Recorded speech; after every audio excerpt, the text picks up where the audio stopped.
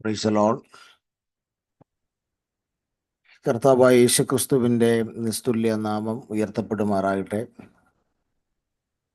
ഒരു പ്രാവശ്യം കൂടെ HTCയുടെ ഇന്ത്യൻ 4-ാം യാമത്തിൽ കർത്താവിൻ്റെ വചനം ശുശ്രൂഷിക്കുവാൻ ആയുസ്സും ആരോഗ്യവും കൃപയും നൽകിത്തന്ന സർവകൃപാലുവായ ദൈവത്തിന് എല്ലാ മഹത്വവും ബഹുമാനവും പുകഴ്ചയും അർപ്പിക്കുകയും ഇന്ന് പ്രഭാതത്തിൽ ഈ മീറ്റിങ്ങിൽ പങ്കെടുക്കുന്ന എല്ലാ അനുഗ്രഹിതരായിട്ടുള്ള ദൈവമക്കൾക്കും കർത്തൃദാസന്മാർക്കും ഈ മീറ്റിങ്ങിനെ ഇന്ന് പ്രഭാതത്തിൽ ലീഡ് ചെയ്യുന്ന കർത്താവിൻ്റെ ദാസൻ എല്ലാവർക്കുമുള്ള ക്രൈസ്തവ പ്രഭാത വന്ദനങ്ങൾ വിനീതമായി സ്നേഹത്തിൽ അറിയിക്കുന്നു.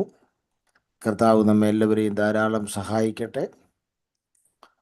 മുഖവരകളൊന്നും കൂടാതെ ദൈവവചന ധ്യാനത്തിലേക്ക് പ്രവേശിക്കുന്നു. റോമാലേഖനം 8-ാം അധ്യായത്തിൽ നിന്ന് ചില ആത്മീക ചിന്തകൾ,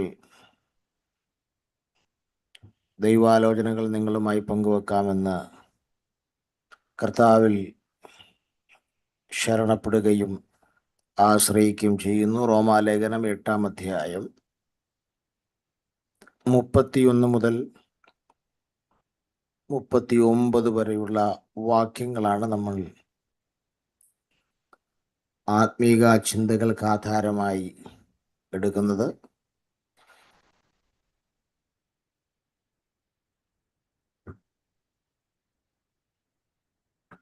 ഇത് സംബന്ധിച്ച് നാം എന്തു പറയണ്ടു? ദൈവം നമുക്ക് അനുകൂലമെങ്കിൽ നമുക്ക് പ്രതികൂലമാര്? സ്വന്തം പുത്രനെ ആദരിക്കാതെ നമുക്ക് എല്ലാവർക്കും വേണ്ടി ഏൽപ്പിച്ചു തന്നവൻ അവനോടുകൂടെ സകലവും നമുക്ക് നൽകാതിരിക്കുമോ? ദൈവം തിരഞ്ഞെടുത്തവരെ ആർ കുറ്റം ചുമത്തും? നീതീകരിക്കുന്നവൻ ദൈവം, ശിക്ഷ വിധിക്കുന്നവനാർ.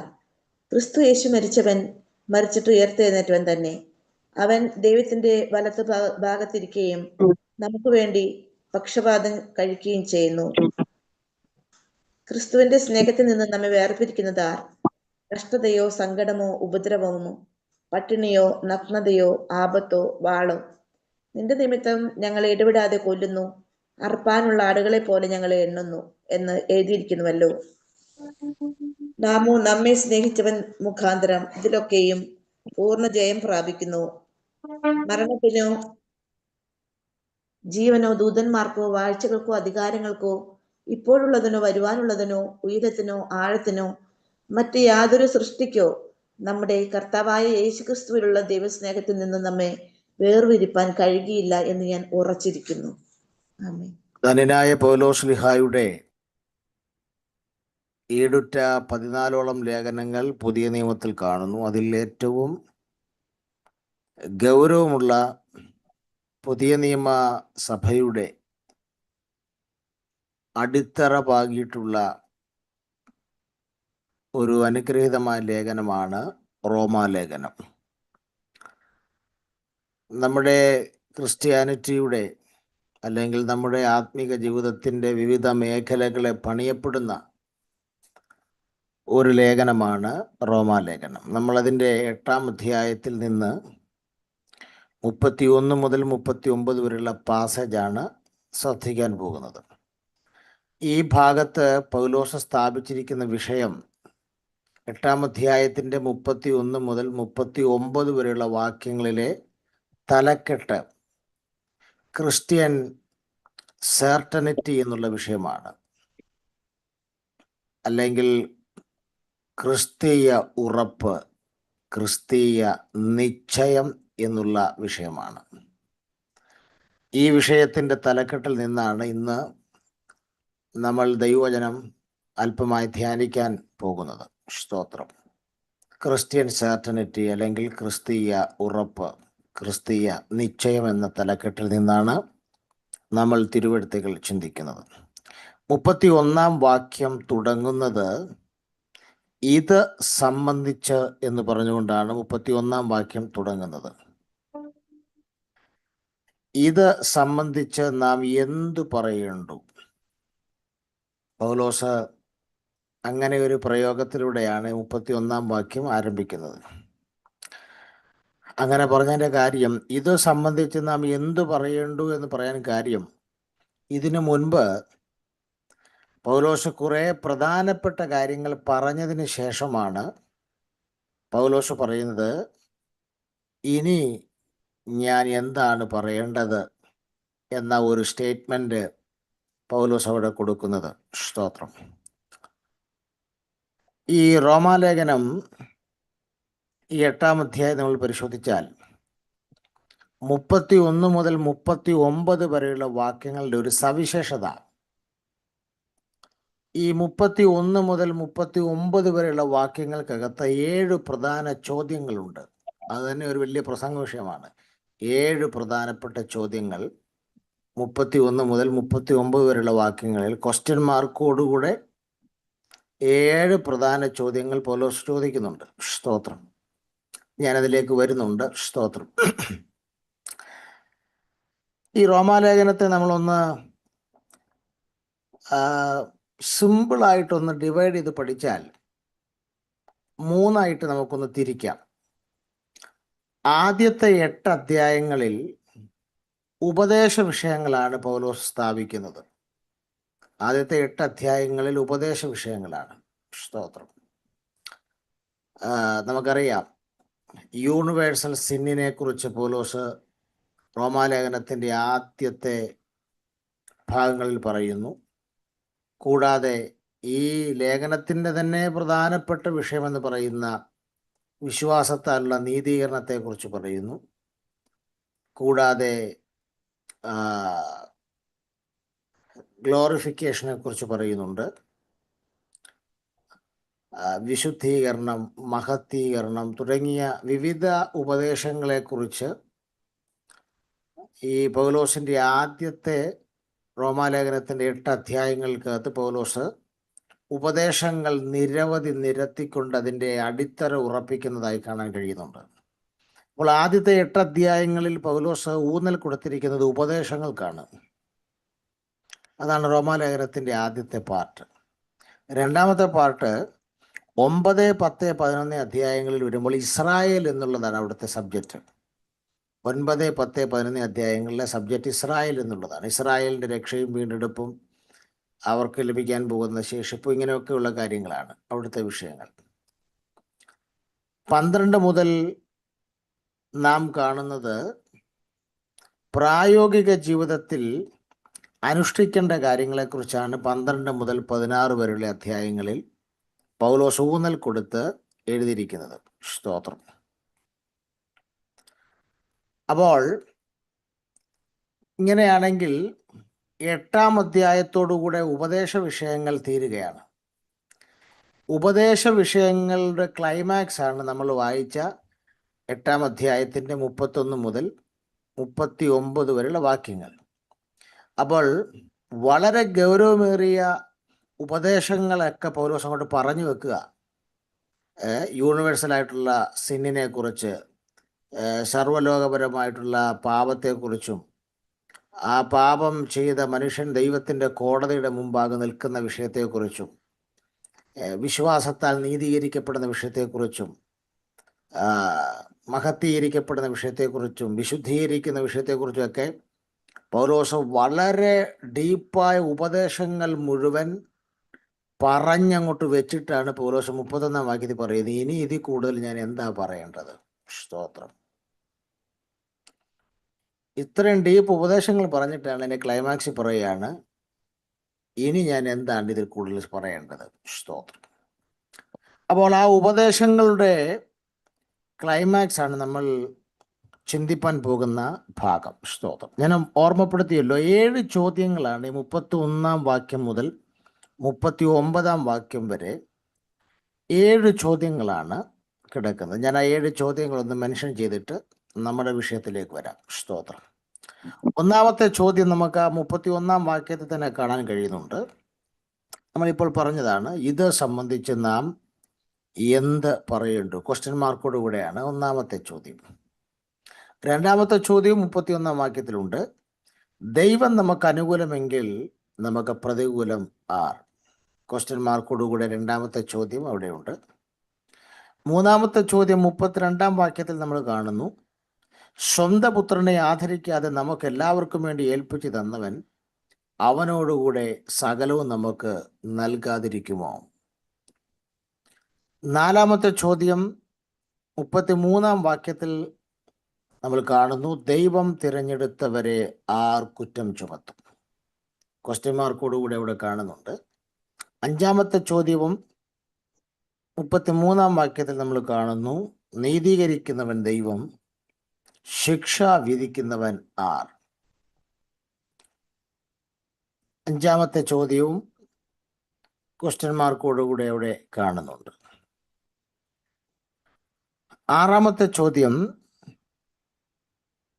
നാം കാണുന്നത് 35-ാം വാക്യത്തിലാണ്. ക്രിസ്തുവിൻ്റെ സ്നേഹത്തിൽ നിന്ന് നമ്മെ വേർപിരിക്കുന്നത് ആർ?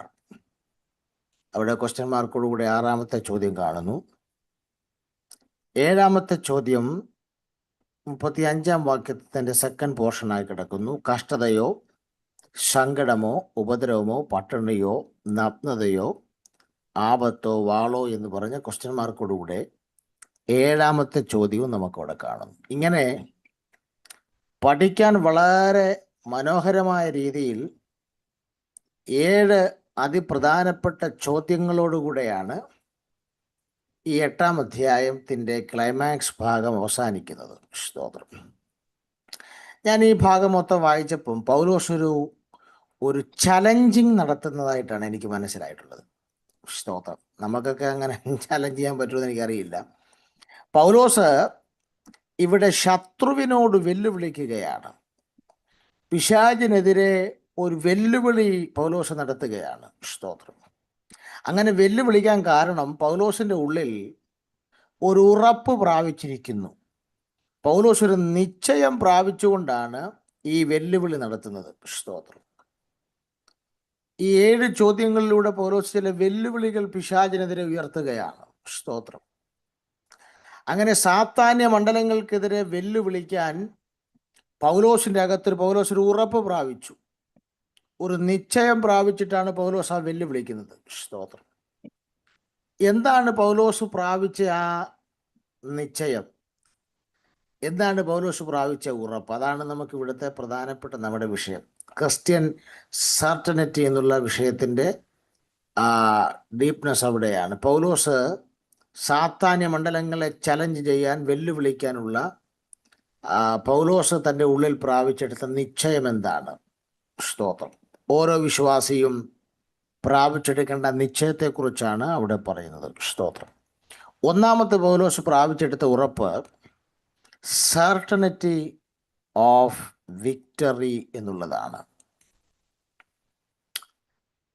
സർട്ടനിറ്റി ഓഫ് വിക്ടറി, വിജയം കൈവരിക്കും എന്നുള്ള ഉറപ്പാണ് പൗലോസ് തൻ്റെ ഉള്ളിൽ പ്രാപിച്ചത്. അല്ലെങ്കിൽ വിജയത്തിൻ്റെ ഉറപ്പ്, യേശുക്രിസ്തുവിലൂടെയുള്ള വിജയത്തിൻ്റെ ഉറപ്പാണ് പൗലോസ് തൻ്റെ ഉള്ളിൽ പ്രാപിച്ചെടുത്തത്. സ്തോത്രം. 2, പൗലോസ് പ്രാപിച്ച രണ്ടാമത്തെ നിശ്ചയം അല്ലെങ്കിൽ ഉറപ്പ് സർട്ടനിറ്റി ഓഫ് പ്രൊവിഷൻ എന്നുള്ളതാണ്.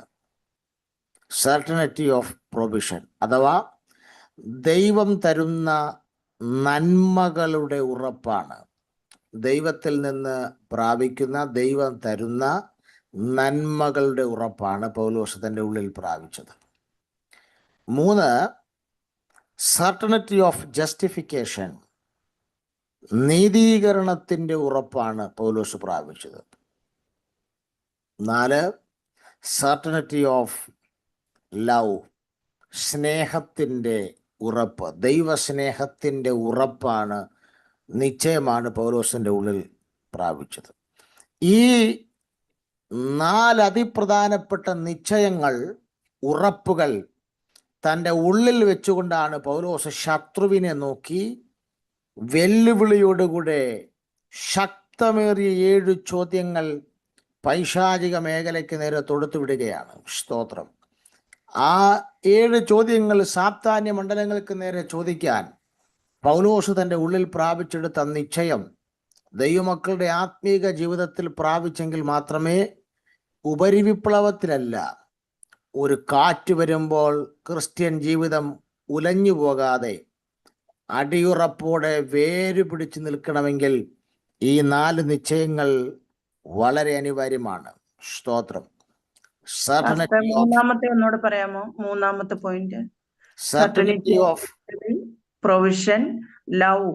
ആ മൂന്നാമത്തെ പോയിന്റ് ഒന്നുകൂടെ പറയാമോ? 4 കാര്യങ്ങൾ പൗലോസ്, ഈ 4 നിശ്ചയങ്ങൾ ഉറപ്പോടെ പറഞ്ഞുകൊണ്ടാണ് പിശാചിനെതിരെ പൗലോസ് ചലഞ്ച് ചെയ്യുന്നത്. സ്തോത്രം. ഈ 4 നിശ്ചയങ്ങൾ നമ്മുടെ ആത്മീക ജീവിതത്തിനകത്ത് ഇല്ലാതെ നമുക്ക് പൈശാചിക മേഖലയ്ക്ക് നേരെ വിരൽ ചൂണ്ടുവാൻ കഴിയില്ല എന്നുള്ള കാര്യം വളരെ ശക്തമേറിയ വിഷയങ്ങളാണ്. സ്തോത്രം. ഇവിടെ പൗലോസ് പറയുന്നത്, ഒന്ന്, വിജയം കൈവരിക്കുമെന്നൊരു ഉറപ്പ്, യേശുക്രിസ്തുവിലൂടെയുള്ള വിജയം കൈവരിക്കുമെന്നുള്ളൊരു ഉറപ്പ് തൻ്റെ അകത്ത് താൻ നിശ്ചയിക്കുകയാണ്. Certainty of the victory. സ്തോത്രം. 2, യേശുക്രിസ്തുവിലൂടെ ലഭിക്കുന്ന ആ നന്മയുടെ ഉറപ്പ് തൻ്റെ അകത്ത് വന്നിരിക്കുകയാണ്. സർട്ടനിറ്റി ഓഫ് പ്രൊവിഷൻ എന്നുള്ളത്. 3, യേശുക്രിസ്തുവിലൂടെ ലഭിക്കുന്ന ആ നീതീകരണത്തിൻ്റെ ഉറപ്പ് പൗലോസ് തൻ്റെ അകത്ത് വന്നിരിക്കുകയാണ്. Certainty of justification. സ്തോത്രം. 4, യേശുക്രിസ്തുവിലൂടെയുള്ള അല്ലെങ്കിൽ യേശുക്രിസ്തുവിൻ്റെ ആ സ്നേഹത്തിൻ്റെ ഉറപ്പ് താൻ പ്രാപിച്ചിരിക്കുകയാണ്. ഇങ്ങനെ ഈ സർട്ടനിറ്റി ഓഫ് ലവ്, ഈ 4 നിശ്ചയങ്ങൾ, 4 ഉറപ്പുകൾ, ഈ 7 ചോദ്യങ്ങൾ സാത്താന്യ മേഖലയ്ക്ക് നേരെ തൊടുത്തുവിടാൻ പൗലോസിനെ പ്രാപ്തനാക്കി മാറ്റിയിരിക്കുന്നതായിട്ടാണ് നമുക്ക് കാണാൻ കഴിയുന്നത്. സ്തോത്രം. ഞാൻ ഈ 4 ഉറപ്പുകളെ ഒന്ന് വളരെ തുച്ഛമേറിയ സമയം കൊണ്ടൊന്ന് വിവരിക്കാമെന്ന് കർത്താവ് ശരണപ്പെടുകയാണ്. ഒന്ന്, നമുക്ക് ഒന്നാമത്തെ പൗലോസിന്റെ ഉറപ്പിലേക്കൊന്ന് വരാം. The certainty of victory. വിജയം കൈവരിക്കുമെന്നുള്ള ഉറപ്പ്. സ്തോത്രം.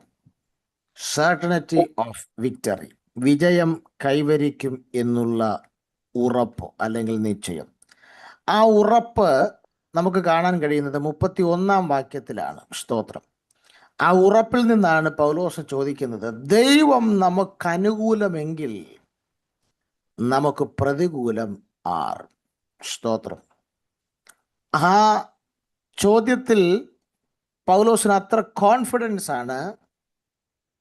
വിജയം എനിക്ക് സുനിശ്ചിതമാണ്, വിജയം എനിക്ക് ഉറപ്പാണ്. ഇന്ന് രാവിലെ വാ തുറന്നൊരു ഒരു ദിവസം ആരംഭിക്കുന്ന ഈ മിനിറ്റിൽ വാ തുറന്ന് പറയണം, 2026 ഈ ഫെബ്രുവരി മാസം തീരുന്നതിന് മുമ്പ് വിജയം എൻ്റെ തലമുറയ്ക്ക് ഉറപ്പാണ്. യേശുക്രിസ്തുവിലൂടെ വിജയം എൻ്റെ കുടുംബത്തിന് ഉറപ്പാണ്. വിജയം എൻ്റെ ഫാമിലിക്ക് ഉറപ്പാണ്. വിജയം എൻ്റെ ശുശ്രൂഷയ്ക്ക് ഉറപ്പാണ്. ദുഷ്ടപിശാചേ, ഇന്ന് രാവിലെ ഞങ്ങൾ ആത്മാവിൽ പ്രഖ്യാപിക്കുന്നു, ജയം ഞങ്ങൾക്ക് തന്നെയാണ്. അവസാന ജയം ഞങ്ങളുടെ കുടുംബത്തിനകത്ത് തന്നെയാണെന്നുള്ള ഒരു പ്രഖ്യാപനം കൃപ പ്രാപിച്ച ദൈവജനങ്ങൾ അധരം തുറന്ന് പ്രഖ്യാപിച്ചുകൊണ്ട് ഇന്ന് രാവിലെ തുടങ്ങണം. വിജയം എനിക്കാണ്. എന്തുകൊണ്ടാണ് പൗലോസ് പറയുന്നത് വിജയം എനിക്കാണ്? വിജയം എനിക്കാണെന്ന് പൗലോസ് പറയാൻ കാര്യം, ദൈവം എനിക്ക് അനുകൂലമാണ്. സ്തോത്രം. ദൈവം എനിക്ക് അനുകൂലമെങ്കിൽ ആർക്കും എനിക്ക് പ്രതികൂലം നിൽക്കാൻ കഴിയില്ല. എനിക്ക് പ്രതികൂലം നിൽക്കുന്നവരുടെ അവസാനമാണ്, എനിക്ക് പ്രതികൂലം നിൽക്കുന്നവരുടെ അൺലക്കാണ്. കാരണം അവരറിഞ്ഞില്ല ദൈവം എനിക്ക് അനുകൂലമായി നിൽക്കുകയാണ്. സ്തോത്രം. ദൈവം എനിക്ക് അനുകൂലമായി നിൽക്കുകയാണെങ്കിൽ വിജയം ഞാൻ കൈവരിക്കുമെന്നുള്ളതിൽ യാതൊരു തർക്കവുമില്ല. സ്തോത്രം. ഇവിടെ പൗലോസ് പറയുന്നത് ഞങ്ങളൊരു യുദ്ധത്തിലാണ്. സ്തോത്രം. നമ്മളെല്ലാവരും ഒരു യുദ്ധത്തിലാണ്. പൈശാചിക ശക്തികളുമായുള്ളൊരു തുറന്ന യുദ്ധത്തിനകത്താണ് നമ്മളെല്ലാവരും ഇരിക്കുന്നത്. സ്തോത്രം. പക്ഷെ ഈ യുദ്ധത്തിൽ നാം തോൽക്കത്തില്ല. ഈ യുദ്ധത്തിൽ നാം വിജയം കൈവരിക്കുക തന്നെ ചെയ്യും. ഈ യുദ്ധത്തിനകത്തു നിന്ന് നാം ജയം പ്രാപിക്കുക തന്നെ ചെയ്യുമെന്നാണ് പൗലോസ് പറയുന്നത്. എന്താ പൗലോസ് ഇത്ര ഉറപ്പിച്ചു പറയുന്നത് നമ്മൾ ജയം പ്രാപിക്കുമെന്നുള്ളത്? പൗലോസ് പറയുന്നു, ദൈവം നമുക്ക് അനുകൂലമാണ്. അതാണ് എൻ്റെ ഉറപ്പ്. ഞാൻ ഇത്ര ഉറപ്പിച്ച നിശ്ചയത്തോടെ പറയാൻ കാര്യം, ദൈവം നമുക്ക് അനുകൂലമായതുകൊണ്ട് ഈ യുദ്ധത്തിൽ നാം പട്ടുപോകത്തില്ല. ഈ യുദ്ധത്തിനകത്ത് നാം വിജയം പ്രാപിക്കുക തന്നെ ചെയ്യും. സ്തോത്രം. എന്ന് പറഞ്ഞാൽ ദൈവം നമ്മോട് കൂടെ ഉള്ളിടത്തോളം കാലം ഈ യുദ്ധത്തിൽ നാം പട്ടുപോകത്തില്ല. സ്തോത്രം. നോക്കുക, എന്തുകൊണ്ടാണ് പൗലോസ് പറയുന്നത് നാം വിജയം കൈവരിക്കുക തന്നെ ചെയ്യുമെന്ന് പറഞ്ഞാൽ അർത്ഥം, നമ്മുടെ കൂടെ നിൽക്കുന്ന ദൈവം യുദ്ധവീരനായ യഹോവയാണ്. സ്തോത്രം. അവൻ തോറ്റ ചരിത്രമില്ല, അവൻ ജയാളിയാണ്. സ്തോത്രം. ക്രൂശിൽ പിശാചിനെ ആയുധവർഗം വെപ്പിച്ചവനാണ്. അങ്ങനെങ്കിൽ ഒരു കാര്യം വ്യക്തമാണ്, അവൻ ജയിക്കുന്ന ദൈവമാണെങ്കിൽ, നാം അവനോടുകൂടെ ജയാളികളാണെങ്കിൽ, സ്തോത്രം, ഈ യുദ്ധത്തിനകത്ത് നമുക്ക് വിജയം ഉറപ്പാണ്. 0% പോലും പരാജയം എന്നൊരു പദം നമ്മുടെ നിഘണ്ടുവിലില്ല. നമ്മെ തോൽപ്പിക്കാൻ ഒരു ശക്തിക്കും കഴിയത്തില്ല. നമുക്ക് ജയം ഉറപ്പാണ്. ദ വിക്ടറി നമുക്ക് ഉറപ്പാണ്. ദ സർട്ടനിറ്റി ഓഫ് വിക്ടറി, വിജയത്തിൻ്റെ ആ ഉറപ്പ് നിങ്ങളുടെ അകത്തിന്ന് ആഴത്തിൽ പതിയണം. സ്തോത്രം. നമ്മൾ ഇതേ വിഷയം തന്നെ, ഈ സർട്ടനിറ്റി ഓഫ് വിക്ടറി, വിജയത്തെക്കുറിച്ചുള്ള ഉറപ്പ്, സങ്കീർത്തനങ്ങളിൽ സങ്കീർത്തനകാരൻ പല പ്രാവശ്യം പറയുന്നതായി നമുക്ക് കാണാൻ കഴിയുന്നുണ്ട്. സ്തോത്രം. 46-ാം സങ്കീർത്തനത്തിലേക്ക് നമ്മൾ വരുമ്പോൾ, 46-ാം സങ്കീർത്തനം 7-ാം വാക്യത്തിലേക്ക് വരുമ്പോൾ, അവിടെ സങ്കീർത്തനകാരൻ പറയുന്നു, സൈന്യങ്ങളുടെ യഹോവ നമ്മോട് കൂടെയുണ്ട്. യാക്കോബിൻ്റെ ദൈവം നമ്മുടെ ദുർഗമാകുന്നു. സൈന്യങ്ങളുടെ യഹോവ നമ്മോട് കൂടെയുണ്ട്. സ്തോത്രം. 11-ാം വാക്യത്തിലേക്ക് വരുമ്പോൾ അത് തന്നെ പറയുന്നു, സൈന്യങ്ങളുടെ യഹോവ നമ്മോട് കൂടെയുണ്ട്. ആട്ടെ, സൈന്യങ്ങളുടെ യഹോവ നമ്മോട് കൂടെയുണ്ടെന്ന് 2 പ്രാവശ്യം പറഞ്ഞു, സമ്മതിക്കുന്നു. സങ്കീർത്തനക്കാരൻ പറഞ്ഞു സമ്മതിക്കുന്നു, സൈന്യങ്ങളുടെ യഹോവ നമ്മോട് കൂടെയുണ്ട്. അതുകൊണ്ട് എന്താ സംഭവിച്ചത്? സ്തോത്രം. അതെ, 9-ാം വാക്യം, അവൻ ഭൂമിയിൽ യുദ്ധങ്ങൾ നിർത്തൽ ചെയ്യുന്നു, അവൻ വില്ലൊടിച്ച് കുന്തം മുറിച്ച് രഥങ്ങൾ തീയിൽ ചുട്ടുകളയുന്നു. ഇവിടെയും യുദ്ധമാണ്. നോക്കിക്കേ, സൈന്യങ്ങളുടെ യഹോവ നിന്റെ കൂടെയുണ്ടെങ്കിൽ നിനക്കെതിരെയുള്ള ചില യുദ്ധങ്ങളൊക്കെ അവൻ ഇന്ന് പകൽ നിർത്തലാക്കും. സ്തോത്രം. നിനക്കെതിരെയുള്ള ചില ആയുധങ്ങളെ അവൻ ഒടിച്ചു കളഞ്ഞ് ചിലതിനെ തീയിലിട്ടവൻ ചുട്ടുകളയും. സ്തോത്രം. അത് ഫൈനൽ, ഈ യുദ്ധത്തിൻ്റെ അവസാനം നിനക്ക് ജയം കൊണ്ട് നൽകിത്തരാൻ സൈന്യങ്ങളുടെ യഹോവ നിന്റെ കൂടെയുണ്ട്. നീ ഈ യുദ്ധത്തിൽ ജയിക്കുന്നുള്ളതിൻ്റെ ഉറപ്പെന്താ? സ്തോത്രം. സദൃശവാക്യം പറയുന്നു, ജയമോ യഹോവയുടെ കൈവശം ഇരിക്കുകയാണ്. സ്തോത്രം.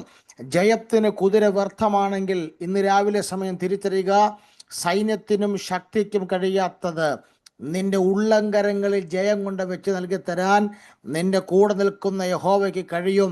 അവൻ യുദ്ധവീരനായ യഹോവയാണ്. അവൻ സൈന്യങ്ങളുടെ അതേ ദൈവമായ യഹോവയാണെങ്കിൽ ഇന്ന് രാവിലെ കൃപ പ്രാപിച്ചവർ വിളിച്ചു പറയട്ടെ, വിജയം എനിക്ക് സുനിശ്ചിതമാണ്, വിജയം കൈവരിക്കുമെന്നുള്ള ഉറപ്പെൻ്റെ അകത്തുണ്ട്. Certainty of the victory. സ്തോത്രം. വീണ്ടും സങ്കീർത്തനങ്ങൾ നമ്മൾ പരിശോധിച്ചാൽ 54-ാം സങ്കീർത്തനത്തിലേക്ക് വരുമ്പോൾ, 54-ാം സങ്കീർത്തനം 4-ാം വാക്യത്തിലേക്ക് വരുമ്പോൾ, അവിടെ വീണ്ടും പറയുന്നു സങ്കീർത്തനക്കാരൻ, ഇതാ ദൈവം എൻ്റെ സഹായകനാകുന്നു, കർത്താവ് എൻ്റെ പ്രാണനെ താങ്ങുന്നവരോട് കൂടെയുണ്ട്.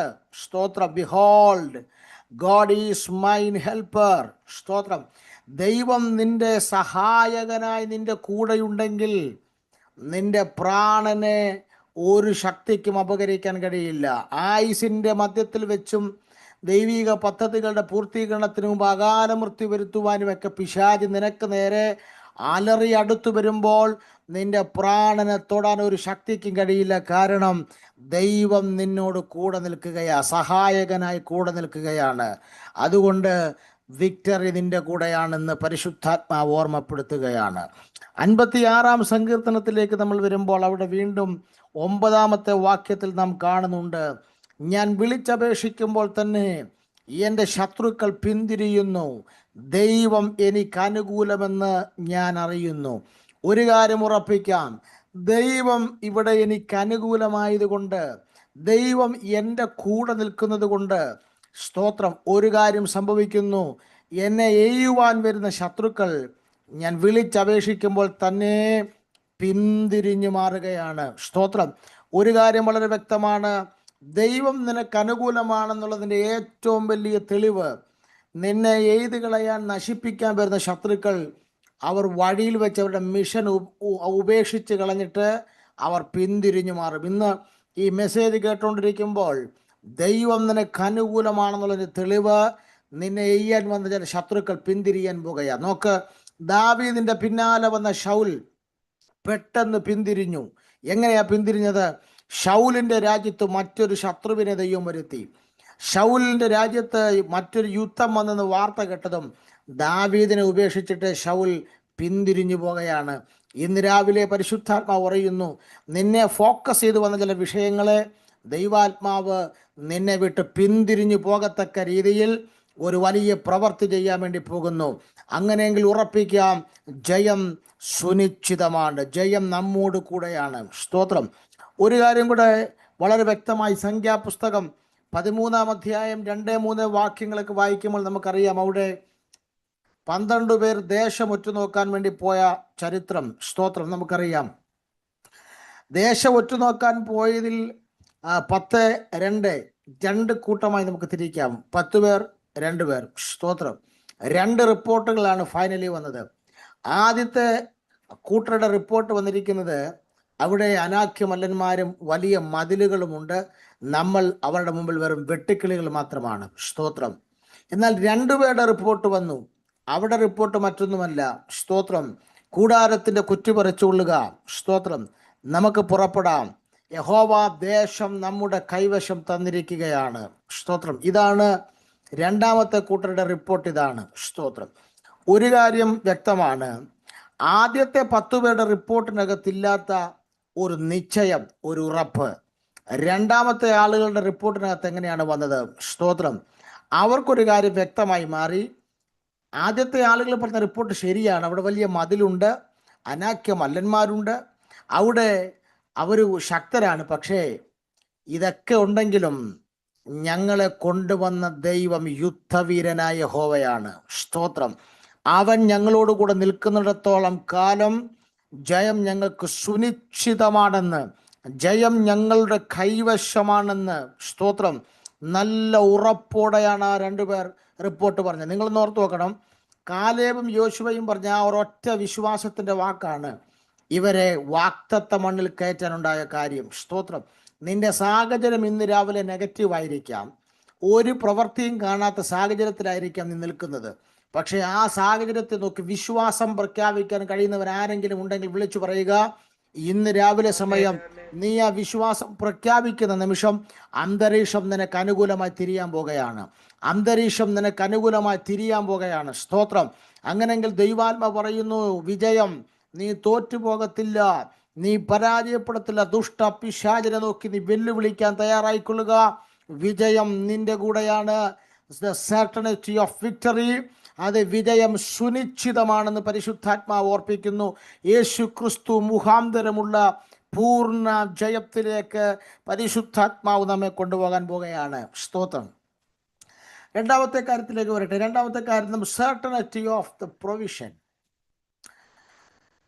സ്തോത്രം. യേശുക്രിസ്തുവിലൂടെ ലഭിക്കുന്ന നന്മയുടെ ഉറപ്പ്, അല്ലെങ്കിൽ ദൈവം തരുന്ന നന്മയുടെ ഉറപ്പ്. ആ ഉറപ്പിൽ നിന്നാണ് പൗലോസ് ശത്രുവിന് നേരെ ചലഞ്ച് ചെയ്യുന്നത്, വെല്ലുവിളിക്കുന്നത്. സ്തോത്രം. നമുക്ക് എന്താണ് ആ ഉറപ്പ്? ദൈവം നമുക്ക് തരുന്ന നന്മയുടെ ഉറപ്പ് എന്താണ്? അവിടെ റോമാലേഖനം 8-ാം അധ്യായത്തിലേക്ക് വരുമ്പോൾ, സ്തോത്രം, 8-ാം അധ്യായത്തിന്റെ 32-ാമത്തെ വാക്യത്തിൽ പൗലോസ് ഒരു ചോദ്യം ചോദിക്കുന്നുണ്ട്. സ്തോത്രം. സ്വന്തം പുത്രനെ ആദരിക്കാതെ നമുക്കെല്ലാവർക്കും വേണ്ടി ഏൽപ്പിച്ചു തന്നവൻ അവനോടുകൂടെ സകലവും നമുക്ക് നൽകാതിരിക്കുമോ? സ്തോത്രം. എന്താണ് ആ വാക്യത്തിന്റെ അർത്ഥം? സ്തോത്രം. ആ വാക്യത്തിന്റെ അർത്ഥം സിമ്പിളായി പറഞ്ഞാൽ, ദൈവം നമുക്ക് ഏറ്റവും വലിയ ഗിഫ്റ്റ് തന്നു കഴിഞ്ഞു. സ്തോത്രം. ദൈവം നമുക്ക് ഏറ്റവും വലിയ ഗിഫ്റ്റ് തന്നു കഴിഞ്ഞു. പുത്രനെ നമുക്ക് തന്നുവെങ്കിൽ നാം വേറെ ഒന്നിനെക്കുറിച്ചും ചിന്തിച്ച് വിഷമിക്കേണ്ട കാര്യമില്ല. സ്തോത്രം. പുത്രനെ നമുക്ക് തന്ന ദൈവത്തിന് നമ്മുടെ ആവശ്യങ്ങളും നാം ചോദിക്കുന്ന കാര്യങ്ങൾ അവൻ നമുക്ക് നൽകാതിരിക്കുമോ എന്നുള്ളതാണ് ഇവിടുത്തെ ചിന്താവിഷയം. നമുക്കറിയാം, ഉൽപ്പത്തി പുസ്തകം 22-ാം അധ്യായം 12-ാം വാക്യം നമ്മൾ വായിക്കുമ്പോൾ, നമ്മൾ ആ 22-ാമത്തെ അധ്യായം തുടങ്ങുന്നത് തന്നെ അബ്രഹാമിനെ ദൈവം പരീക്ഷിച്ചുകൊണ്ടാണ് തുടങ്ങുന്നത്. എന്താ പരീക്ഷിക്കുന്നത്? അബ്രഹാമിനോട് പറയാണ്, നിന്റെ മകനെ നീ എന്ത് ചെയ്യണം? യാഗം കഴിക്കണം. സ്തോത്രം. അബ്രഹാമിനോട് ദൈവം പറയുകയാണ്, 25 വർഷം നീ കാത്തിരുന്ന് പ്രാർത്ഥിച്ചു പ്രാപിച്ച ആ മകനെ നീ എന്ത് ചെയ്യണം? യാഗം കഴിക്കണം. സ്തോത്രം. അബ്രഹാം തിരിച്ചൊരു മറുചോദ്യം പോലും ദൈവത്തോട് ചോദിക്കുന്നില്ല. സ്തോത്രം. അബ്രഹാം മോറിയ മലയിലേക്ക് പോകുകയാണ്, മകനെയുമായി യാഗം കഴിക്കാൻ വേണ്ടി പോകുകയാണ്. സ്തോത്രം. യാഗം കഴിക്കാൻ തുടങ്ങുമ്പോൾ അബ്രഹാമിനോട് ദൈവം ഇടപെടുകയാണ്. അതാണ് നമ്മൾ ആ 22-ാം അധ്യായത്തിന്റെ 12-ാം വാക്യത്തിൽ കാണുന്നത്. സ്തോത്രം. യാഗം കഴിക്കും കത്തി ഇസഹാക്കിനെതിരെ ഓങ്ങുന്ന സമയത്ത് പെട്ടെന്ന് ദൈവം ഇടപെടുകയാണ്. അബ്രഹാമേ ബാലന്റെ മേൽ കൈവെക്കരുത്. സ്തോത്രം. ആ 22-ാം അധ്യായത്തിന്റെ 12-ാം വാക്യത്തിന്റെ സെക്കൻഡ് പോർഷൻ നമ്മൾ ശ്രദ്ധിച്ചാൽ അവിടെ ദൈവം അബ്രഹാമിനോട് പറയുന്നൊരു സ്റ്റേറ്റ്മെന്റ് ഉണ്ട്. സ്തോത്രം. നീ നിന്റെ മകനെ എനിക്ക് തരാൻ മടിക്കായകയാൽ. അപ്പോൾ ഓൾറെഡി അബ്രഹാം മകനെ കൊടുത്തു. യാഗം നടന്നില്ല, പകരം ഒരു ആടാണ് യാഗമായത്. പക്ഷേ അബ്രഹാം തൻ്റെ മകനെ കൊടുത്തതുപോലെയാണ് അവിടെ പറയുന്നത്. എബ്രായ ലേഖനത്തിലാണെങ്കിൽ ഇസഹാക്കിനെ യാഗം കഴിച്ചു എന്ന് തന്നെയാണ് എഴുതിയിരിക്കുന്നത്. സ്തോത്രം. ദൈവം ഇടപെട്ടില്ലായിരുന്നെങ്കിൽ നിശ്ചയമായും യാഗം കഴിച്ചേനെ. ആ ഉറപ്പ് അബ്രഹാമിനെ കുറിച്ച് ദൈവത്തിനുണ്ട്. അതുകൊണ്ടാണ് ആ 12-ാം വാക്യത്തിന്റെ സെക്കൻഡ് പോർഷനിൽ ദൈവം പറയുകയാണ്, നീ നിന്റെ മകനെ എനിക്ക് തരാൻ മടിച്ചില്ല. സ്തോത്രം. ഇനി അത് മാത്രമല്ല, ആ ഭാഗം വായിക്കുമ്പോൾ ഒരു കാര്യം കൂടെ അവിടെ നമുക്ക് മനസ്സിലാക്കാൻ കഴിയുന്നുണ്ട്. അബ്രഹാമിനോട് ദൈവം പറയുകയാണ്, നീ നിന്റെ മകനെ എനിക്ക് തരാൻ മടിക്കായകയാൽ. ഞാൻ അതിനകത്തുനിന്ന് ചില കാര്യങ്ങൾ മനസ്സിലാക്കുന്നു. ഒന്ന്, നീ എന്നെ ഭയപ്പെടുന്നു. അവിടെ എഴുതിയിട്ടുണ്ട്, നീ എന്നെ ഭയപ്പെടുന്നു. സ്തോത്രം. ദൈവം പറയാണ്, നീ എനിക്ക് നിന്റെ മകനെ തരാൻ മടിക്കായകയാൽ എനിക്ക് അതിനകത്തുനിന്ന് ലഭിച്ചൊരു അറിവ്, നീ എന്നെ ഭയപ്പെടുന്നു, നീ എൻ്റെ ശബ്ദത്തെ ഭയപ്പെടുന്നു, നീ എൻ്റെ വാക്കിനെ ഭയപ്പെടുന്നു എന്നുള്ളതാണ് എനിക്ക് മനസ്സിലാകുന്നത്. അതുമാത്രമല്ല, നീ എൻ്റെ കൽപ്പന അനുസരിച്ചത് കൊണ്ട് നീ എന്നെ സ്നേഹിക്കുന്നു എന്നതിലൂടെ തെളിയിക്കുകയാണ്. യോഹന്നാന്റെ ലേഖനം അതല്ലേ പറയുന്നത്, എന്നെ സ്നേഹിക്കുന്നവൻ എൻ്റെ കൽപ്പനകളെ അനുസരിക്കുന്നു. അബ്രഹാം ദൈവത്തിൻ്റെ കൽപ്പന അനുസരിച്ചിലൂടെ ദൈവത്തെ ഭയപ്പെടുന്നു എന്ന് മാത്രമല്ല, താൻ ദൈവത്തെ സ്നേഹിക്കുന്നു എന്ന് തെളിയിക്കുകയാണ്. സ്തോത്രം. ഒരു കാര്യം ദൈവത്തിന് മനസ്സിലായി, നിനക്ക് 25 വർഷം നീ പ്രാർത്ഥിച്ച് കിട്ടിയ നിന്റെ ഏറ്റവും വലിയ ഗിഫ്റ്റായ, അബ്രഹാമിൻ്റെ ലൈഫിലെ ഏറ്റവും വലിയ ഗിഫ്റ്റായ നിന്റെ മകനെ നീ എനിക്ക് തരാൻ മടിക്കായുണ്ട്. ഒരു കാര്യം എനിക്ക് ഉറപ്പായിരിക്കുന്നു, നീ നിന്നെ തന്നെ എനിക്ക് തരാൻ മടിക്കത്തില്ലെന്ന്. സ്തോത്രം. നിന്റെ മകനെ നീ എനിക്ക് തരാൻ മടിക്കായതുകൊണ്ട്, നീ നിന്റെ മകനെ എനിക്ക് തന്നതുകൊണ്ട് എനിക്കൊരു കാര്യം ഉറപ്പാണ്, നീ നിന്നെ തന്നെ എനിക്ക് തരും. ഈ ഒരു കോണ്ടെസ്റ്റിലാണ് പൗലോസ് ഇവിടെ പറയുന്നത്, സ്വന്തം പുത്രനെ ആദരിക്കാതെ നമുക്ക് വേണ്ടി നൽകി തന്നവൻ.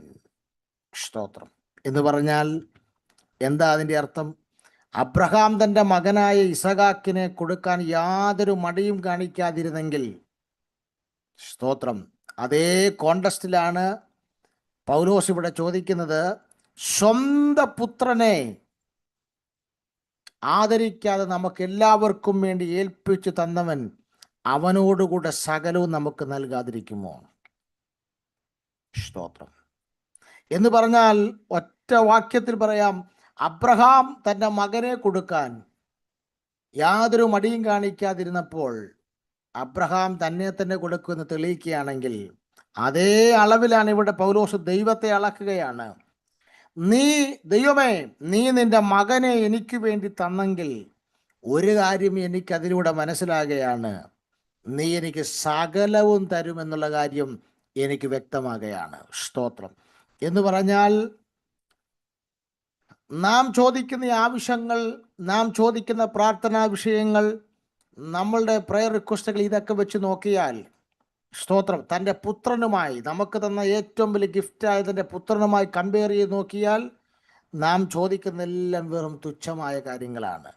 അതേ നിസ്സാരമായ കാര്യങ്ങളാണെങ്കിൽ ഏറ്റവും വലിയ ഗിഫ്റ്റിനെ നമുക്ക് നൽകി തന്നെങ്കിൽ ഇന്ന് രാവിലെ ദൈവാത്മാവ് പറയുകയാണ്, ആ ഗിഫ്റ്റ് നിങ്ങൾക്ക് കിട്ടിയെങ്കിൽ ക്രിസ്തുവേശുവിലൂടെ നിങ്ങൾക്ക് സകല നന്മകളും ലഭിക്കുമെന്നുള്ളതിൽ യാതൊരു തർക്കവുമില്ല. അതാണ് നമ്മുടെ ഉറപ്പ്. അതേ ഇന്ന് രാവിലെ സമയം ആ ഉറപ്പ് പ്രാപിച്ചവർ സങ്കീർത്തനക്കാരനോട് ചേർന്ന് വിളിച്ചു പറയണം, എൻ്റെ ജീവകാലത്ത് ഞാൻ യഹോവയുടെ നന്മ കാണുമെന്ന് വിശ്വസിച്ചില്ലെങ്കിൽ അയ്യോ കഷ്ടം. ആര് പറഞ്ഞു നീ നന്മ കാണുകയില്ലെന്ന്? ആര് പറഞ്ഞു നീ തലമുറയുടെ ഉയർച്ച കാണത്തില്ലെന്ന്? ആര് പറഞ്ഞു നീ ഒരു നന്മ കാണാതെ മണ്ണിൽ നിന്ന് മാറ്റപ്പെടുമെന്ന്? ദുഷ്ട പിശാചിനെ നോക്കി വിളിച്ചു പറയുക, എനിക്കെൻ്റെ പിതാവായ ദൈവം അവൻ്റെ ഏറ്റവും വലിയ ഗിഫ്റ്റായ പുത്രനെ എനിക്ക് വേണ്ടി നൽകി തന്നെങ്കിൽ നിശ്ചയമാണ് അതിനപ്പുറം വേറെ ഒരു നന്മയും എനിക്ക് തരാനില്ല. എങ്കിൽ ഒരു കാര്യം ഉറപ്പാണ്, ആ പുത്രനെ തന്നവൻ, ആ പുത്രനിലൂടെ എനിക്ക് സകല നന്മയും നൽകിയിരിക്കുമെന്നുള്ള ആഴമേറിയ ഒരു ഉറപ്പ് പൗലോസ് തൻ്റെ ഉള്ളിൽ പ്രാപിച്ചെടുത്തുകൊണ്ടാണ് പറയുന്നത്, the certainty of the provision. സ്തോത്രം. ആ ഉറപ്പിൽ നിന്നാണ് പിശാചിനെ വെല്ലുവിളിക്കുന്നത്, അത് അവൻ എനിക്ക് തരാതിരിക്കുമോ? സ്തോത്രം. 3, ദ സർട്ടനിറ്റി ഓഫ് ജസ്റ്റിഫിക്കേഷൻ. സ്തോത്രം. The certainty of justification. 33, 34 വാക്യങ്ങൾ ആ വിഷയമാണ് പൗലോസ് അവിടെ നിരത്തി വെക്കുകയാണ്. 8-ാം അധ്യായം, റോമാലേഖനം 8-ാം അധ്യായം 33, 34 വാക്യങ്ങളിൽ ദൈവം തിരഞ്ഞെടുത്തവരെ ആർ കുറ്റം ചുമത്തും? നീതീകരിക്കുന്നവൻ ദൈവം, ശിക്ഷ വിധിക്കുന്നവൻ ആർ? സ്തോത്രം. ക്രിസ്തുവേശു മരിച്ചവൻ, മരിച്ചിട്ട് ഉയർത്തെഴുന്നേറ്റവൻ തന്നെ. അവൻ ദൈവത്തിൻ്റെ വലതുഭാഗത്തിരിക്കുകയും നമുക്ക് വേണ്ടി പക്ഷവാദം കഴിക്കുകയും ചെയ്യുന്നു. സ്തോത്രം. ഇവിടെ പൗലോസ് പറയുന്നത് ദൈവമാണ് നമ്മെ നീതീകരിക്കുന്നത്. ഇത് പ്രസന്റ് ടെൻസിലാണ് പറയുന്നത്. എന്ന് പറഞ്ഞാൽ വർത്തമാനകാലത്ത് ഇപ്പോൾ നടന്നുകൊണ്ടിരിക്കുന്നൊരു കാര്യമായിട്ടാണ് പറയുന്നത്. ദൈവമാണ് നമ്മെ നീതീകരിക്കുന്നത്.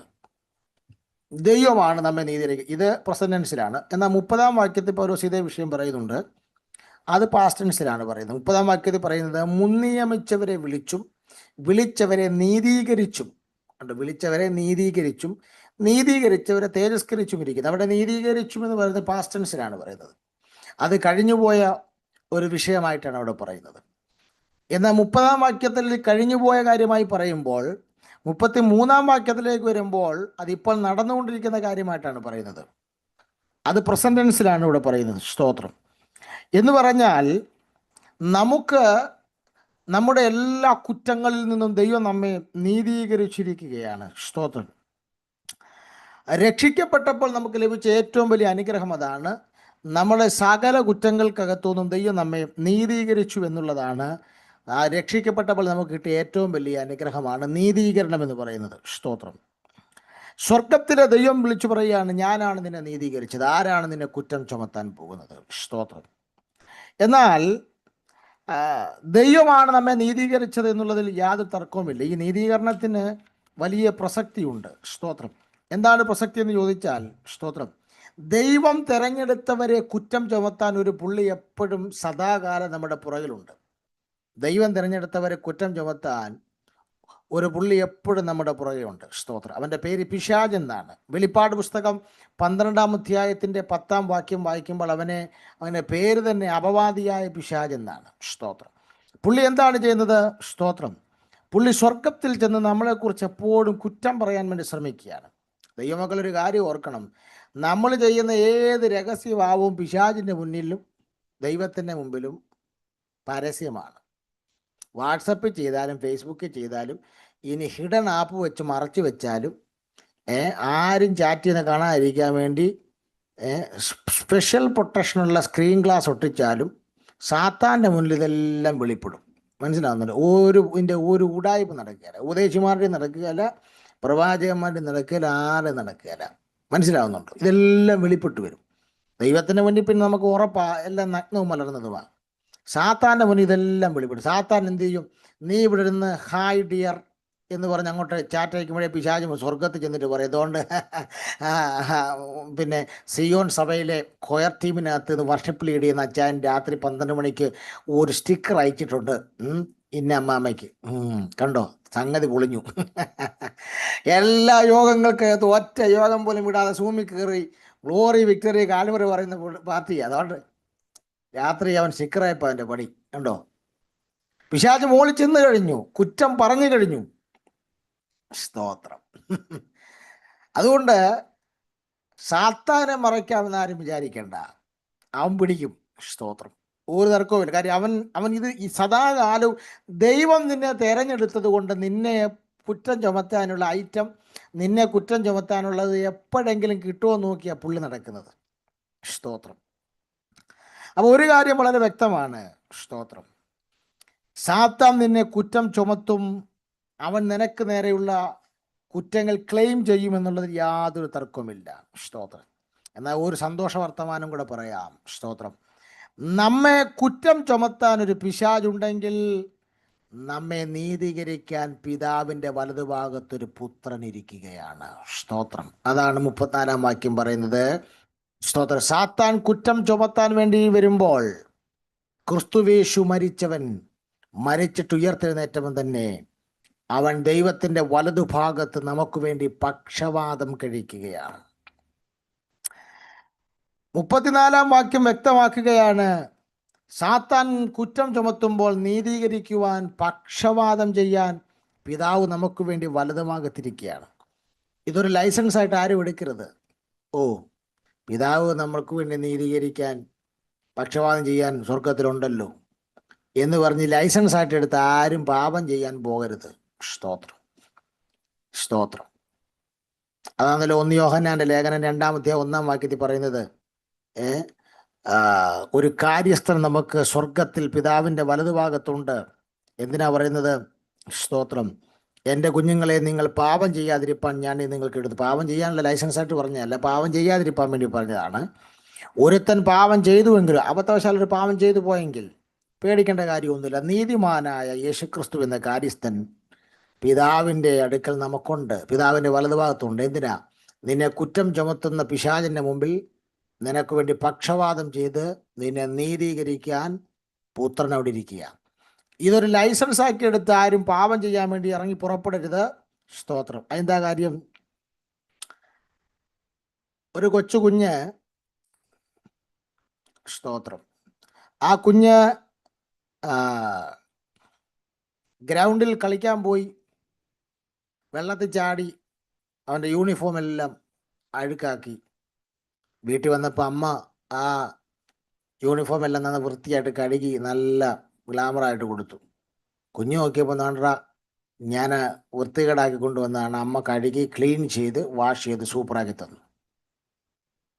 കൊച്ചിന് മനസ്സിലായി, ഞാൻ എത്ര വൃത്തികേടാക്കിക്കൊണ്ട് വന്നാലും അമ്മ കഴുകി വൃത്തിയാക്കി തരും. പിറ്റേ ദിവസവും കൊച്ച് ഗ്രൗണ്ടിൽ പോയി വെള്ളത്തിൽ ചാടി. അപ്പൊ കൊച്ചെന്താ അതിനകത്തുനിന്ന് മനസ്സിലാക്കേണ്ടത്? ഞാൻ എത്ര വൃത്തികേടി പോയി ചാടിയാലും കഴുകിത്തരാൻ അമ്മയുണ്ടെന്നുള്ളതല്ല. സ്തോത്രം. പിന്നെന്താ കൊച്ചു മനസ്സിലാക്കേണ്ടത്? തൻ്റെ ശരീരത്തിൽ മാലിന്യമുള്ള ഡ്രസ്സ് കിടക്കുന്നത് എൻ്റെ അമ്മയ്ക്ക് ഇഷ്ടമല്ല എന്നുള്ളതാണ് മനസ്സിലാക്കേണ്ടത്. അതുകൊണ്ടാണ് കഴുകാൻ പുത്രന് വലതുഭാഗത്തിരിക്കുന്നത്. സ്തോത്രം. മനസ്സിലാകുന്നുണ്ടോ? മാലിന്യമുള്ളത് തൻ്റെ രക്തം കൊണ്ട് താൻ ചോര കൊടുത്ത് വീണ്ടെടുത്ത ഒരു ദൈവപൈതലിൻ്റെ ശരീരത്തിൽ മാലിന്യമുള്ളതിരിക്കാൻ പുത്രന് ഇഷ്ടമല്ല. ആ മാലിന്യം അവന് ഇഷ്ടമല്ലാത്തത് കൊണ്ടാണ് അവൻ നിന്നെ ശുദ്ധീകരിക്കാൻ, നിന്നെ നീതീകരിക്കാൻ, നിനക്ക് വേണ്ടി പക്ഷവാദം ചെയ്യാൻ അവനിരിക്കുന്നത്. അതുകൊണ്ട് ഒരു കാര്യം വളരെ വ്യക്തമായി പരിശുദ്ധാത്മാവ് പറയുന്നു, ഏതൊക്കെ പിശാചുക്കൾ നിന്നെ കുറ്റം ചുമത്താനുണ്ടെങ്കിലും നീതീകരിക്കാൻ നിനക്കൊരപ്പൻ ഉയരത്തിലുണ്ടെന്നുള്ള ഉറപ്പിൽ നിന്നുകൊണ്ടാണ് പൗലോസ് പറയുന്നത്, ആർ എന്നെ കുറ്റം വിധിക്കുമെന്ന് പൈശാചിക മണ്ഡലങ്ങൾക്ക് നേരെ വിരൽ ചൂണ്ടും. The certainty of justification. നാലാമത്തെ കാര്യം കൂടെ പറഞ്ഞ് എൻ്റെ വാക്കുകൾ അവസാനിപ്പിക്കാം. The certainty of love. സ്നേഹത്തിൽ നിന്നുള്ള ഉറപ്പ്. യേശുക്രിസ്തുവിൻ്റെ സ്നേഹത്തിൻ്റെ ഉറപ്പാണ്. സ്തോത്രം. 35 മുതൽ 39 വരെയുള്ള വാക്യങ്ങളിൽ നാം കാണുന്നത് ആ വിഷയമാണ്. യേശുക്രിസ്തുവിൻ്റെ സ്നേഹത്തിൻ്റെ ഉറപ്പാണ്. ഈ 35 മുതൽ 39 വരെയുള്ള വാക്യങ്ങളിൽ 3 പ്രാവശ്യം സ്നേഹം എന്നുള്ള പദം ആവർത്തിച്ചു പറയുന്നുണ്ട്. 35-ാം വാക്യത്തിൽ ക്രിസ്തുവേശുവിൻ്റെ സ്നേഹത്തിൽ നിന്നെന്ന് പറഞ്ഞാണ് തുടങ്ങുന്നത്. അവിടെ സ്നേഹം എന്നുള്ള പദം പറയുന്നുണ്ട്. സ്തോത്രം. കൂടാതെ 37-ാം വാക്യം തുടങ്ങുന്നത് നാമോ നമ്മെ സ്നേഹിച്ചവൻ മുഖാന്തരം. അവിടെയും സ്നേഹത്തെക്കുറിച്ച് പറയുന്നുണ്ട്. കൂടാതെ 39-ാം വാക്യത്തിൽ പറയുന്നു, ഉയരത്തിനോ ആഴത്തിനോ മറ്റ് യാതൊരു സൃഷ്ടിക്കോ നമ്മുടെ കർത്താവായ യേശുക്രിസ്തുവിനുള്ള ദൈവസ്നേഹത്തിൽ നമ്മെ വേർപിരിക്കാൻ കഴിയില്ല. ഈ 3 ഭാഗങ്ങളിലൂടെ പൗലോസ് വളരെ വ്യക്തമായി പറയുന്നത് യേശുക്രിസ്തുവിൻ്റെ ആ സ്നേഹത്തിൻ്റെ ഉറപ്പിനെ കുറിച്ചാണ് പറയുന്നത്. അവൻ നമ്മെ സ്നേഹിക്കുന്നു എന്നുള്ളതിൻ്റെ ആ ഉറപ്പ് പൗലോസ് ഇവിടെ പറയുകയാണ്. സ്തോത്രം. ആ സ്നേഹത്തിൽ നിന്ന് നിന്നെ വേർപിരിക്കാൻ സാത്താൻ പല വിഷയങ്ങൾ കൊണ്ടുവരും. സ്തോത്രം. എന്തൊക്കെയാ സാത്താൻ കൊണ്ടുവരുന്നത്? ആ സ്നേഹത്തിൽ നിന്ന് നമ്മെ വേർപിരിക്കാൻ സാത്താൻ എന്തെല്ലാം വിഷയങ്ങൾ കൊണ്ടുവരും? അവിടെ വളരെ വ്യക്തമായി 35-ാം വാക്യത്തിൽ എഴുതിയിട്ടുണ്ട്. 7 കാര്യങ്ങൾ പറയുന്നുണ്ട്. 1 കഷ്ടത, 2 സങ്കടം, 3 ഉപദ്രവം, 4 പട്ടിണി, 5 നഗ്നത, 6 ആപത്ത്, 7 വാൾ എന്ന് പറഞ്ഞാൽ മരണം. യേശുക്രിസ്തുവിനോടുള്ള സ്നേഹത്തിൽ നിന്ന് നിന്നെ വേർപിരിക്കാൻ, ആ യേശുക്രിസ്തുവുമായുള്ള സ്നേഹത്തിൽ നിന്ന് നിന്നെ സെപ്പറേറ്റ് ആക്കി മാറ്റാൻ 7 കാര്യങ്ങൾ പിശാച് കൊണ്ടുവരും. സ്തോത്രം. അതിൽ ഏറ്റവും അവസാനത്തേതാണ്, 7-ാമത്തേതാണ് മരണം, വാൾ. സ്തോത്രം. എന്നാൽ 38-ാം വാക്യത്തിലേക്ക് ഞാൻ വന്നപ്പോൾ എന്നെ അത്ഭുതപ്പെടുത്തി കളഞ്ഞു. പൗലോസിന്റെ വെല്ലുവിളിയാണ് 38-ാം വാക്യത്തിൽ.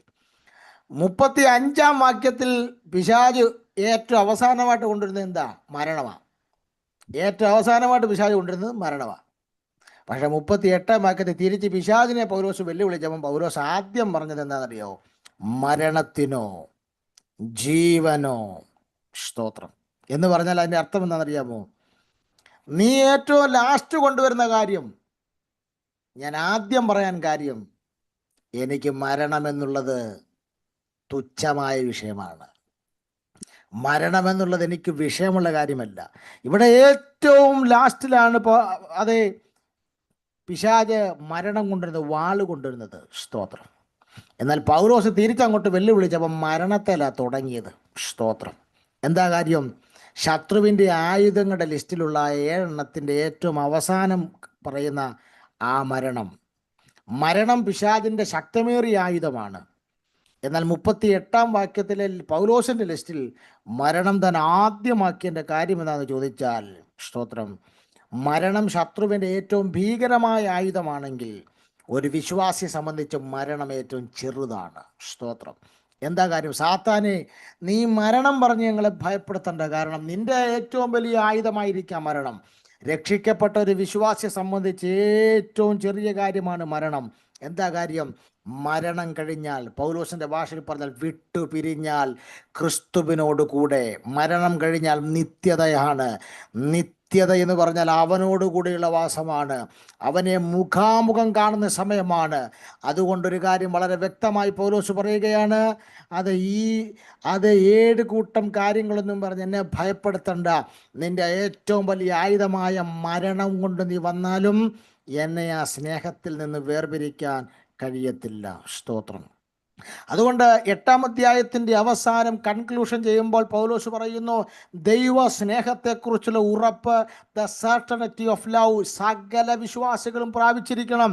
ദൈവ സ്നേഹത്തെക്കുറിച്ചുള്ള ഉറപ്പ് നിനക്കുണ്ടെങ്കിലേ പിശാചിനെ നോക്കി വെല്ലുവിളിക്കാൻ കഴിയത്തുള്ളൂ. നീ എന്തെല്ലാം കൊണ്ടുവന്നാലും ആ സ്നേഹത്തിൽ നിന്ന് തന്നെ വേർപിരിക്കാൻ ഒരു കാരണവശാലും കഴിയത്തില്ല. സ്തോത്രം. സ്തോത്രം. എന്താ ആ സ്നേഹത്തിൻ്റെ പ്രത്യേകത? ആ സ്നേഹം ഈ ഭൂമി കൊണ്ടോ കല്ലറ കൊണ്ടോ തീരുന്ന സ്നേഹമല്ല, നിത്യതയോളം നമ്മെ സ്നേഹിക്കുന്ന സ്നേഹമാണ്. നിത്യതയോളം നമ്മെ സ്നേഹിക്കുന്ന സ്നേഹമാണ്. സ്തോത്രം. സാത്താൻ നമ്മുടെ ലൈഫിൽ പല സംശയങ്ങൾ കൊണ്ടുവരും. ദൈവം എന്നെ സ്നേഹിക്കുന്നുണ്ടോ? ദൈവം എന്നെ ഇഷ്ടപ്പെടുന്നുണ്ടോ? ഞാൻ വെറുക്കപ്പെട്ടവളാണോ? എന്നൊക്കെ പലതരത്തിൽ കഷ്ടതയും രോഗവും ദുഃഖവും ഒക്കെ വരുത്തി പലതരത്തിലുള്ള സംശയങ്ങൾ കൊണ്ടുവരാൻ പിശാച് ശ്രമിക്കുമ്പോൾ കൃപ പ്രാപിച്ച ദൈവമക്കൾ വിളിച്ചു പറയണം, സാഹചര്യം എന്തുമാകട്ടെ, ദൈവത്തിൻ്റെ സ്നേഹം കൺസിസ്റ്റൻ്റ് ആണ്, അത് നമ്മെ വിട്ടുമാറത്തില്ല. സ്തോത്രം. 3 പ്രാവശ്യം തള്ളിപ്പറഞ്ഞ പത്രോസിനെ കൊണ്ട് 3 പ്രാവശ്യം അതെ ഞാൻ ഇവരിൽ അധികമായി നിന്നെ സ്നേഹിക്കുന്നു എന്ന് പത്രോസിനെ കൊണ്ട് പറയിപ്പിച്ച കർത്താവായ യേശു ക്രിസ്തുവിൻ്റെ ആ ഹൃദയത്തിൽ നിന്നുള്ള സ്നേഹം ഇന്ന് രാവിലെ നമ്മോടുകൂടെ ഉണ്ടെങ്കിൽ വിളിച്ചു പറയുക, പ്രിയപ്പെട്ടവരെ, ഞാൻ സുനിശ്ചിതമായി വിളിച്ചു പറയുന്നു, അവൻ എന്നെ സ്നേഹിക്കുന്നു. ആ സ്നേഹത്തിൻ്റെ ഉറപ്പിൽ നിന്നുകൊണ്ടാണ് പൗലോസ് 7 ചോദ്യങ്ങൾ സാത്താന്യ മണ്ഡലങ്ങൾക്ക് നേരെ ചോദിക്കുകയാണ്. അങ്ങനെയെങ്കിൽ നമുക്കും ഇന്ന് രാവിലെ ഉറയ്ക്കാം, നമുക്കും ഇന്ന് രാവിലെ നമ്മുടെ ഹൃദയത്തിൽ നിശ്ചയം പ്രാപിക്കാം. ദ സർട്ടനിറ്റി ഓഫ് വിക്ടറി, വിജയം നമുക്ക് ഉറപ്പാണെന്ന് നമുക്ക് ചിന്തിക്കാം. സ്തോത്രം. ദൈവത്തിൻ്റെ നന്മ നമുക്ക് ഉറപ്പാണെന്ന് നമുക്ക് ചിന്തിക്കാം. സ്തോത്രം. നീതീകരണം നമുക്ക് ഉറപ്പാണെന്ന് ചിന്തിക്കാം. ദൈവത്തിൻ്റെ സ്നേഹം നമുക്ക് ഉറപ്പാണ്. ഈ 4 കാര്യത്തിലുള്ള ആഴമേറിയ നിശ്ചയം, ആഴമേറിയ ഉറപ്പാണ് 7 ചോദ്യങ്ങൾ ശത്രുവിന് നേരെ ചലഞ്ച് ചെയ്യാൻ പൗലോസിനെ പ്രേരിപ്പിക്കുന്നത്. നമുക്ക് ഈ ഉറപ്പ് പ്രാപിക്കാം. ഇന്ന് രാവിലെ നമ്മുടെ ക്രിസ്തീയ ജീവിതം ഈ ഉറപ്പിനാൽ പണിയപ്പെടട്ടെ. ഇന്ന് രാവിലെ നമ്മുടെ ക്രിസ്തീയ ജീവിതം ഈ ഉറപ്പിൻ്റെ മേൽ പണിയപ്പെടട്ടെ. എല്ലാ കണ്ണുകളും അടയ്ക്കാം, തലകൾ വണക്കാം. പ്രാർത്ഥനയ്ക്കായി വിധേയപ്പെടുമ്പോൾ ഇന്ന് രാവിലെ നമ്മൾ ഈ മീറ്റിംഗ് അവസാനിക്കുമ്പോൾ ഈ ഉറപ്പിനകത്തുനിന്ന് വേണം നമ്മൾ മുന്നോട്ട് പോകാൻ. വിക്ടറി എനിക്കുറപ്പാണ്, നന്മ എനിക്കുറപ്പാണ്, നീതീകരണം എനിക്കുറപ്പാണ്, ദൈവത്തിൻ്റെ ക്രിസ്തുവിൻ്റെ സ്നേഹം എനിക്കുറപ്പാണ്. ഇത് 4ഉം എനിക്കുറപ്പാണെങ്കിൽ ഒരു ശത്രുവിനും എന്നെ തകർക്കാൻ കഴിയത്തില്ല, ഒരു ശത്രുവിനും എന്നെ നശിപ്പിക്കാൻ കഴിയത്തില്ല. പ്രാർത്ഥിക്കാം. പിതാവേ, ഞങ്ങൾക്ക് ഇന്ന് രാവിലെ നൽകുന്ന തിരുവെഴുത്തുകൾക്കായി സ്തോത്രം ചെയ്യുന്നു. വചനം അങ്ങ് നൽകുന്നതിനായി സ്തോത്രം. ഇത് ഗ്രഹിപ്പാൻ പ്രിയപ്പെട്ടവരുടെ ഹൃദയങ്ങളെ അങ്ങ് തുറക്കുന്നതിനായി സ്തോത്രം. ഈ ജനത്തെ ബ്ലസ് ചെയ്ത് പ്രാർത്ഥിക്കുന്നു. തിരുനാമഹത്വം എടുക്കണം. പ്രാർത്ഥന കേട്ടതിന് സ്തോത്രം. വചനം കൊണ്ട് ഞങ്ങളെ അനുഗ്രഹിച്ചിരിക്കുക സ്തോത്രം. കൃപയിൽ മറയ്ക്കും യേശു ക്രിസ്തുവിൻ നാമത്തിൽ തന്നെ. ആമേൻ. Thank you. God bless you. ദൈവം അനുഗ്രഹിക്കട്ടെ.